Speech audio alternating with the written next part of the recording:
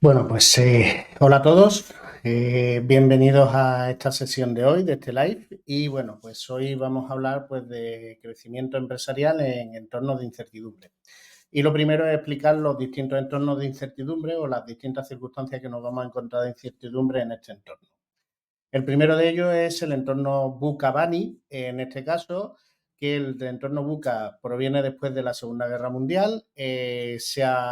acrecentó después de la caída del muro de Berlín, en el que hablamos de un entorno pues volátil, con incertidumbre, complejo, ambiguo y todo ese tipo de circunstancias que nos encontramos actualmente. Es decir, después del 89, pues tras la caída del muro de Berlín antes existían dos bloques, luego pues desapareció uno de ellos y entonces eso generó una volatilidad en el entorno económico y en el entorno, lógicamente, geopolítico. Y eso pues sigue todavía, pues en este caso, pues coleando. Existía mucha incertidumbre porque había pues, países que en un momento dado eran pues más soviéticos y luego pues resultaron que quisieron en este caso occidentalizarse.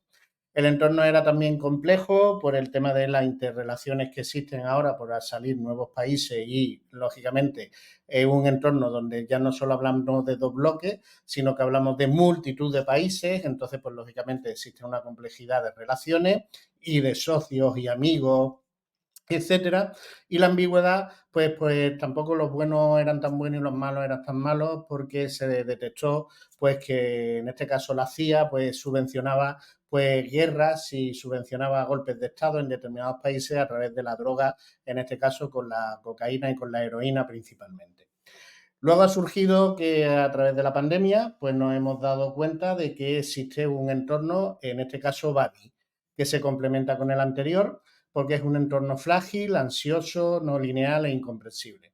Frágil porque un pequeño virus cargó la economía mundial o paralizó el mundo, en este caso, pues de la noche a la mañana. Ansioso porque continuamente recibimos o tenemos la capacidad de recibir determinadas fuentes de información y normalmente todas no suelen ser positivas y entonces eso genera, porque lógicamente estamos en un mundo globalizado, eso genera ansiedad y esa ansiedad genera miedo, el miedo genera paralización y la paralización finalmente genera que la gente no tome decisiones y se genera pues una estanflación, en este caso económica, junto con el tema de inflación, y ahí entramos en la parte no lineal, que normalmente está relacionado con el tema de oferta de dinero, digamos, de producción de dinero de los distintos bancos, pero se complementa con otros elementos y por tanto no hay una relación lineal entre una causa y un efecto. Y también pues existe incomprensibilidad pues, de determinadas circunstancias o situaciones, pues por ejemplo, con las situaciones bélicas que nos han ocurrido en el último año, los últimos años, y solo tenemos que plantearnos de que esos conflictos, ¿vale? Vamos a plantearnos esas problemáticas que existen, ahora mismo están focalizadas en dos frentes, que en este caso pues que es Ucrania y la zona pues de Oriente Próximo, en este caso pues con Israel, Irán, etcétera, y posiblemente pueda que surja otro entorno, en este caso conflictivo, que sea en la parte de Asia, en el que se está barajando pues, distintas situaciones, como en un momento dado pues Taiwán, pero también se puede estar hablando de Filipinas, e incluso yo, por ejemplo, he estado este verano de vacaciones en la India y bueno, pues me ha resultado curioso, no lo sabía, de que existen una serie de conflictos bélicos en la frontera de India con los países que tiene alrededor, que aún así son leves, pero esos leves finalmente producen una serie de personas que fallecen, lógicamente, y entonces eso pues en un momento dado puede acrecentarse. Entonces, la zona de Asia, pues, aunque no lo sepamos, pues puede que haya un conflicto bélico y por tanto se va a juntar a los anteriores y eso pues también pues, va a generar mucha más incertidumbre, lógicamente por el tema de movimiento de mercancías de China. Y otro elemento de incertidumbre en el que nos encontramos es el tema de la generación tecnológica o el avance tecnológico, en el que, bueno, pues todas las tecnologías y todos los procesos en este caso, desde la máquina de vapor, desde 1785 hasta la fecha de hoy, en el 2023, bueno, más bien 2024, pues han ido evolucionando por olas y esas olas pues han tenido un plazo. El tema está en que desde 2023, que surgió el tema de la inteligencia artificial, que no es que no existiera antes, porque ya existía desde los años 50, 60 actuaciones de inteligencia artificial y en los 70 y en los 80, etcétera, pero ha sido el momento en que se ha lanzado al público en general. Y hablamos de una IA o una inteligencia artificial muy concreta, que es la generativa, y eso, pues lógicamente, vemos que ha dado un salto muy cualitativo en menos de un año y medio. Por tanto, vemos que las olas de tecnología se van reduciendo en cuanto al plazo de desarrollo y, lógicamente, de avance. Y esto, pues, lógicamente, provoca incertidumbre porque no sabemos hasta dónde va a llegar esa inteligencia artificial, más junto a los distintos elementos, como puede ser el tema de la robótica, como puede ser el tema de gestión de datos, como estamos hablando de temas de nanotecnología, etcétera, etcétera. Dentro de esa inteligencia artificial, pues, ¿cuál ha sido los saltos? Bueno, pues como estamos viendo, a fecha de hoy, la comprensión de la máquina desde el punto de vista de lectura o de imagen, de reconocimiento o de comprensión del lenguaje está muy por encima de la media, que es la donde ponemos cero, en este caso de la media de la población o del ser humano. Hablamos pues también de capacidad de escribir o reconocimiento de escritura, ya está casi a un nivel cercano al del ser humano. Pero también estamos hablando de problemas, en este caso matemáticos, generación de código, es decir, para programación, generación o conocimiento de test, y como estáis viendo, la mayoría de esos de esas soluciones o de esas posibilidades están surgiendo desde el 2021 hasta más adelante. Entonces, pues vemos que hay un gran avance en ese sentido. Y otro elemento a tener en cuenta en la tema de incertidumbre es que en el caso de España, donde nosotros pues lógicamente pues nos situamos, pues con respecto a otros países, el PIB per cápita está por debajo del nivel, en este caso, pues general que debería de encontrarse. Hay otros países como Irlanda, en este caso, pues que nos supera con creces, hay otros países como Países Bajos, pues que también nos supera. Estonia, pues un país que ha entrado hace poco, bueno, que ha entrado hace poco, no, que en un momento dado pues ha tenido un crecimiento tecnológico desde hace poco tiempo y también nos supera. Entonces estamos viendo que en este caso España el PIB per cápita se ha quedado estancado y hace que la población, pues como ya se comenta, pues sea más pobre o que en un momento dado no consiga el nivel de renta que debe de tener. Eso conlleva también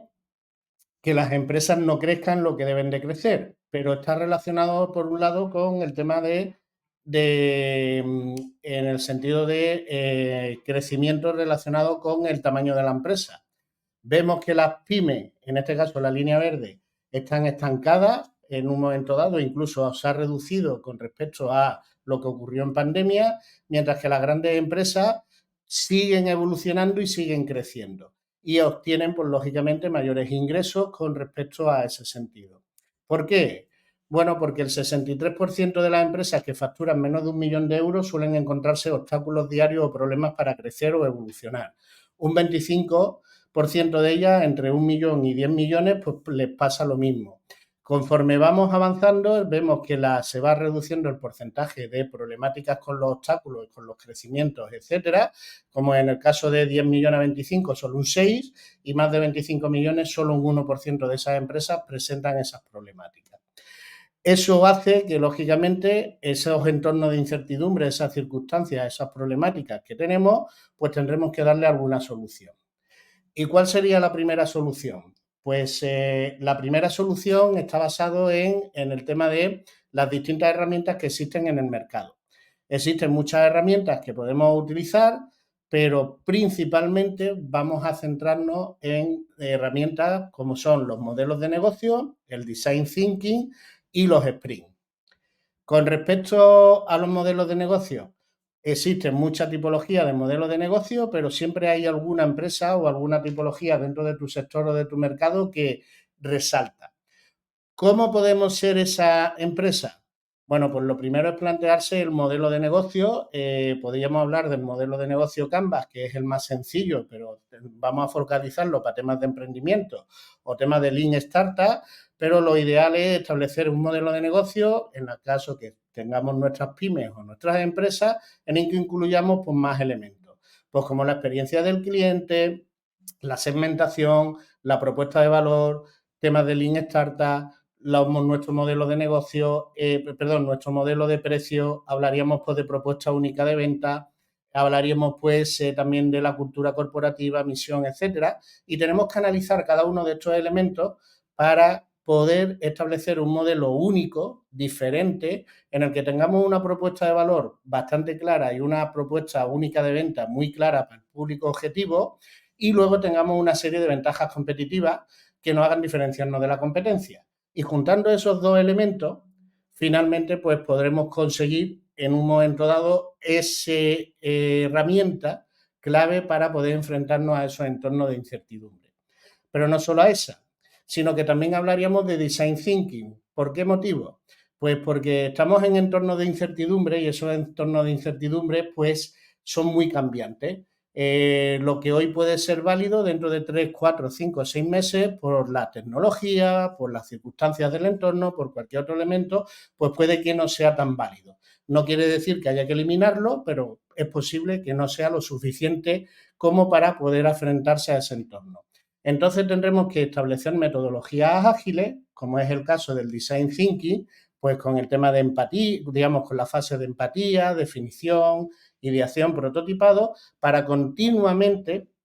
adaptarnos a ese entorno con el desarrollo de nuevas soluciones, nuevos productos, nuevos elementos que nos ayuden a lograr, en este caso, pues el objetivo de seguir creciendo en estos entornos tan complicados. La tercera herramienta, pues sería temas de sprint, que es combinar esos modelos de negocio, combinando con el tema de, en este caso, de los design thinking, en el que podamos hacer proyectos en muy corto plazo, prototipos en muy corto plazo, desarrollando pues acciones de mejora continua y de captación de clientes y de propuestas de valor que finalmente nos ayuden a crecer. De todas formas, esto también combinado con otros elementos que veremos en la tercera solución, vamos a explicarlo con un poco más de detalle. La segunda solución, pues en este caso hablaríamos por un lado de productividad, rentabilidad y coste. ¿Cómo podemos aumentar la productividad? Bueno, pues la mayoría de nuestros equipos, de nuestras, digamos, las personas que conforman nuestras empresas, están centrados en tareas y trabajo. Pero nos olvidamos que a la hora de contratarlo, lo contratamos porque tenían una serie de conocimientos del mercado y de los clientes, que tenían unas ideas, unas propuestas de mejoras en un momento dado y que lógicamente cuentan con un talento, habilidades y actitudes que finalmente no estamos aprovechando al 100%. Entonces, lo ideal es que podamos aprovechar esos talentos, esas habilidades, esos conocimientos, eso que está por debajo del iceberg, para finalmente lograr pues, un mayor crecimiento y poder enfrentarnos a esos elementos de incertidumbre. Porque 4 ojos ven más que 2, 6 más que 4, 8 más que... Y tenemos distintos puntos de vista que podemos utilizar para poder desarrollar esos proyectos. En ese sentido,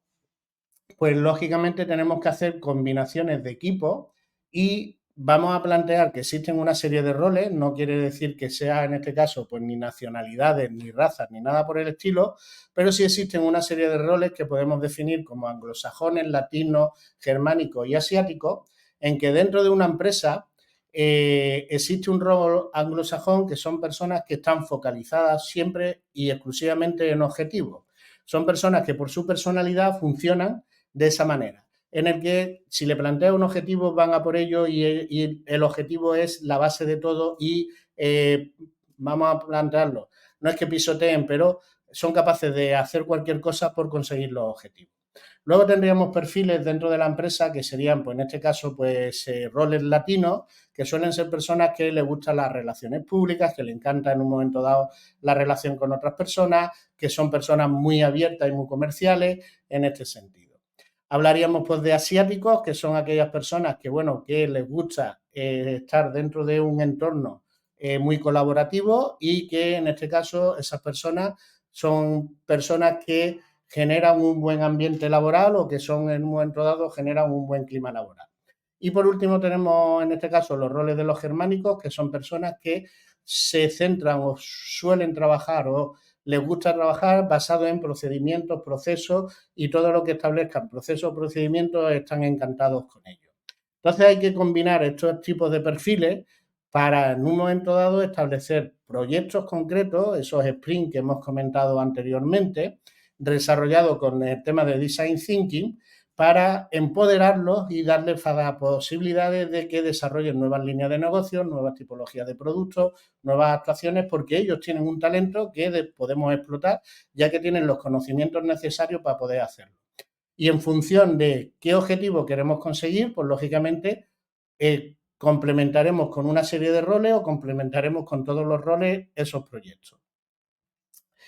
Incluyendo además que habría que incluir la inteligencia artificial o soluciones parecidas de inteligencia, digamos, tecnológica o de transformación digital, porque según en un estudio de la Universidad de Stanford, cuando se ha implantado temas de inteligencia artificial dentro de las empresas, ha aumentado la productividad un 14%.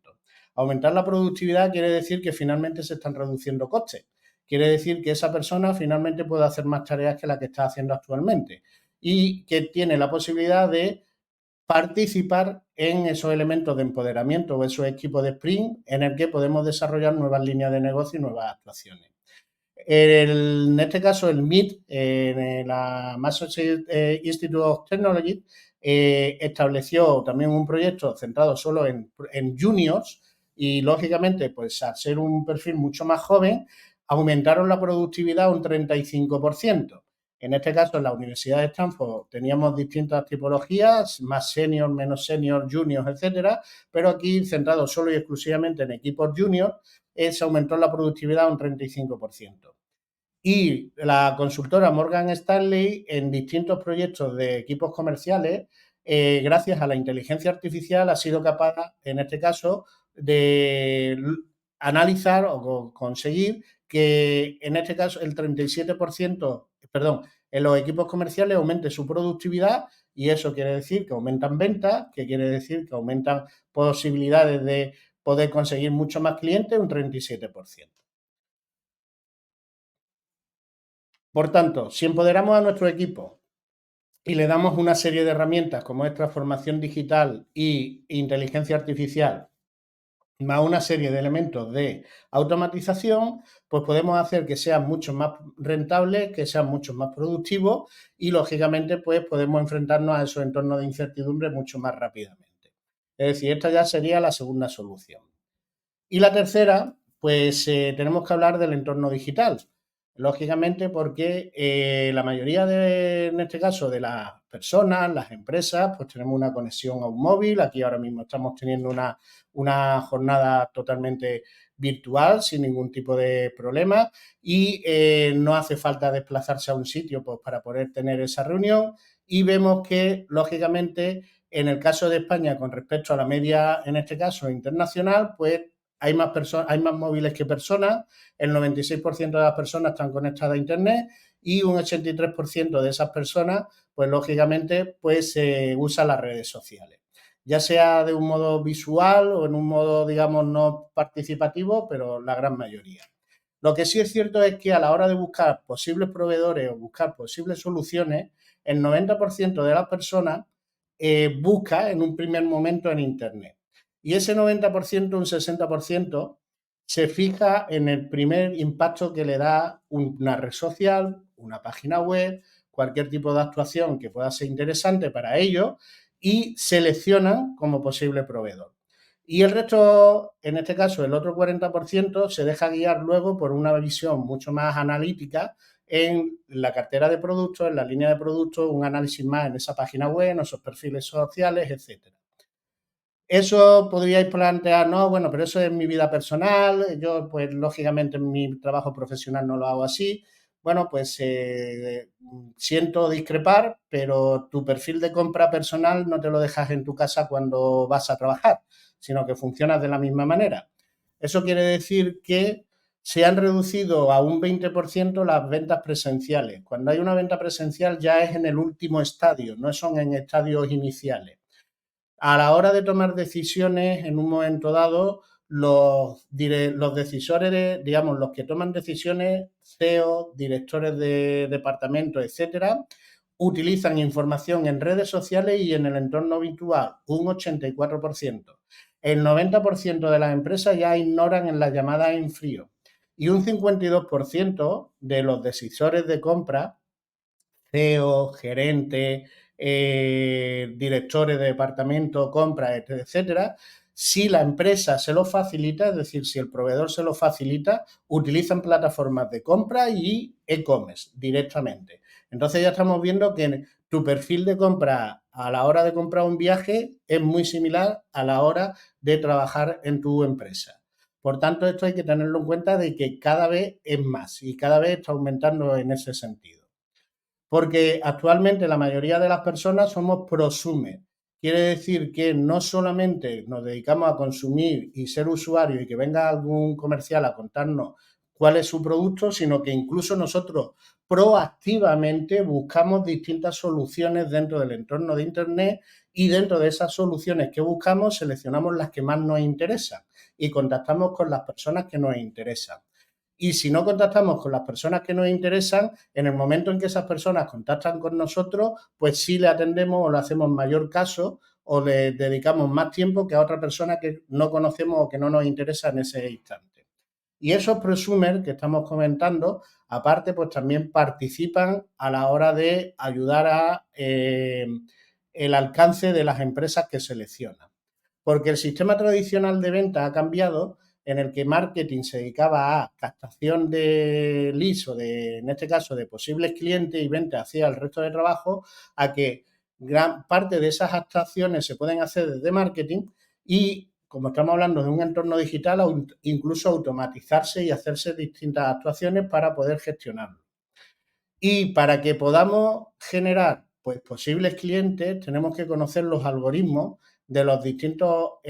lugares donde se encuentran nuestros clientes. Llámese una página web, llámese una red social, llámese un foro, llámese un blog, llámese en un momento dado pues un grupo de WhatsApp, que si conocemos esos algoritmos tenemos muchas posibilidades de, lógicamente, captarle la atención a ese 90% para que finalmente un 60 me elija por una serie de elementos que hago para cumplir el algoritmo y el otro 40 se fija en otras actuaciones basadas en temas de inbound marketing, outbound sale o growth marketing, en el que yo tengo que utilizar estas tres herramientas para finalmente conseguir que los clientes se fijen en mí y tomen la decisión y decidan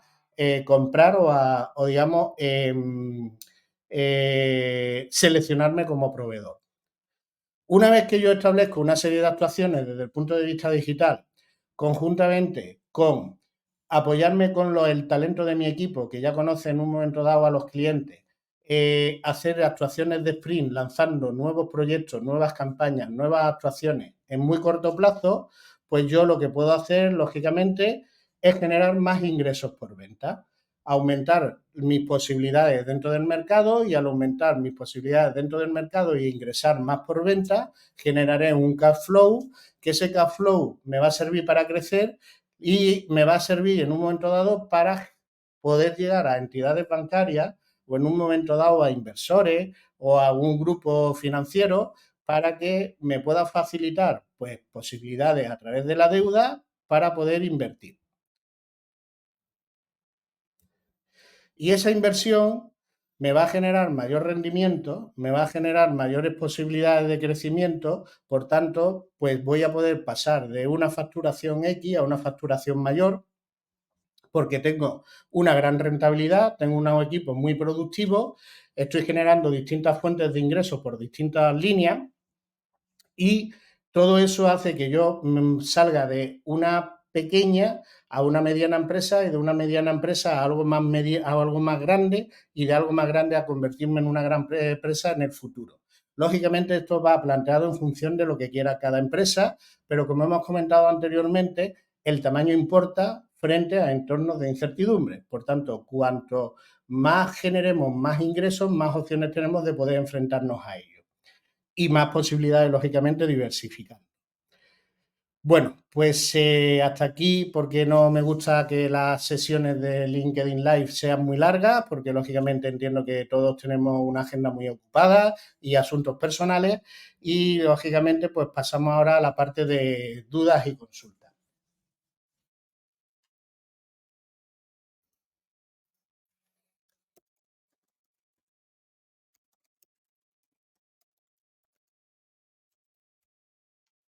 Bueno, hay que esperar un poquito porque siempre hay un retardo.